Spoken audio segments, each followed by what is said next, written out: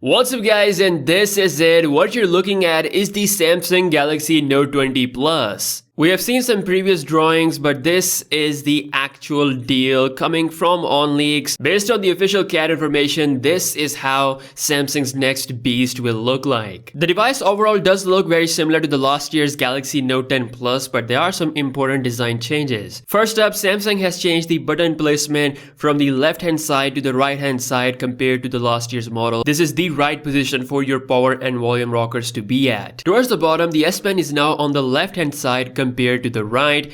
I don't know why they did that, probably something related to the internal design of the phone. And perhaps the biggest visual change you're gonna see on the phone is actually towards the back of the device, which is this massive camera bump that includes Samsung's best camera hardware up to date. There have been some inaccurate renders that we have talked about in the previous video, but this is how it's actually going to look. Samsung is actually adding this ring around the camera, which is kind of similar to the iPhone 11 Pro family. I do have to say it looks premium. I hope it matches the color of the phone, whichever variant you go for. There's an interesting camera placement towards the right hand side. There's also a laser autofocus system sensor that is completely updated from what we have seen with the S20 Ultra, and of course we have the LED flash. Overall, this looks much better. I can see some depth, some character to these lenses. The S20 Ultra had a very basic camera bump, so I definitely do like this one a lot. Now, according to OnLeaks, the Galaxy Note 20 Plus is almost rocking a 7-inch screen, which is the biggest screen on any Samsung flagship ever. It's gonna be super bezel-less and similar to the Note 10 Plus, which is amazing because I believe Note 10 Plus has the best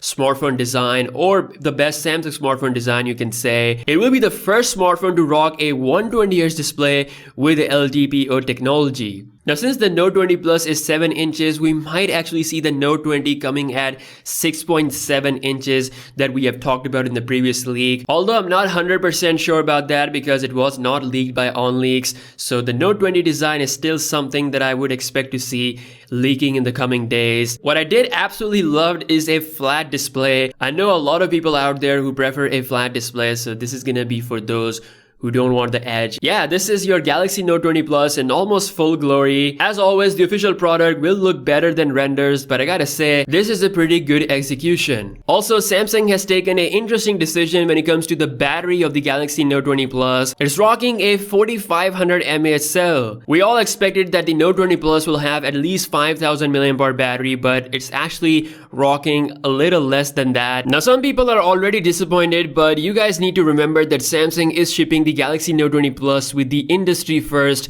LTPO 120Hz display, which means intelligent refresh rate. As explained by Ross Young earlier, that this is something that most smartphone manufacturers will go for next year, but Samsung is already using this, and I'm pretty sure because of this, Samsung is not using a full 5000 mAh battery. Again, we have to wait and see how the performance will be with the LTPO tech. 4500 mAh cell is still a little bit improvement over the Note 10 Plus. And also, if you notice the dimensions provided by OnLeaks, the Galaxy Note 20 Plus is actually really slim despite having this big battery size and the S Pen. So what Samsung is trying to pull off is to make a slim, sleek Galaxy Note 20 Plus flagship while at the same time have a big enough battery. As for the normal Galaxy Note 20, is set to rock a 4000 mAh cell. So this is it, guys. Do let me know your thoughts in the comment section below regarding the design. Also in the news, Huawei is going through some serious stuff with US. Recently, because of the restrictions, they are not allowed to work with TSMC, which was the brand responsible for manufacturing the 5nm Crane 1000 chips. So Huawei cannot work with TSMC, they cannot work with Qualcomm, but they can work with Samsung. Yes, according to South Korea, Huawei is in talks with Samsung and another brand for stable chip supplies. In case you don't know, Samsung is one of the industry leaders when it comes to this. They're already working for a 5nm Exynos chip for their future Galaxy S21, and also they're making custom chips for Google,